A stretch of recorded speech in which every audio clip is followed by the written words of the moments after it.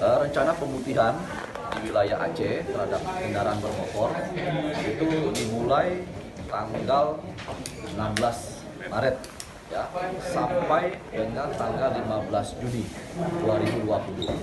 Kami harapkan masyarakat Aceh bisa memanfaatkan kemudahan dalam pemutihan ini ya, untuk balik nama kendaraan bermotornya, atau juga ya kendaraan bermotor yang kemarin tidak pernah bayar pajak selama 3 tahun lebih, ini bisa dibuktikan dengan hanya membayar pokoknya saja, tidak membayar denda. Ya, kalau ini dimanfaatkan dengan baik, maka semua kendaraan bermotor di Aceh ini akan teregistrasi. Setiap kendaraan bermotor akan ketahuan pemiliknya siapa. Nah, ini tolong dimanfaatkan ya momen 3 bulan ini. Apabila setelah 3 bulan ini, maka pajak kendaraan bermotor akan kembali normal seperti biasa. Pak Diki, layanan harapan Pak Diki terhadap pelayanan di pos-pos pelayanan Samsat para petugas.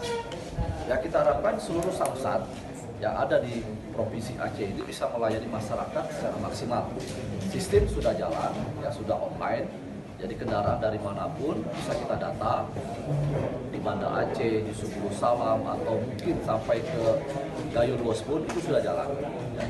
Masyarakat tinggal datang saja ke Samsat, yang laporkan kepada masyarakat, saya 3 tahun tidak bayar pajak.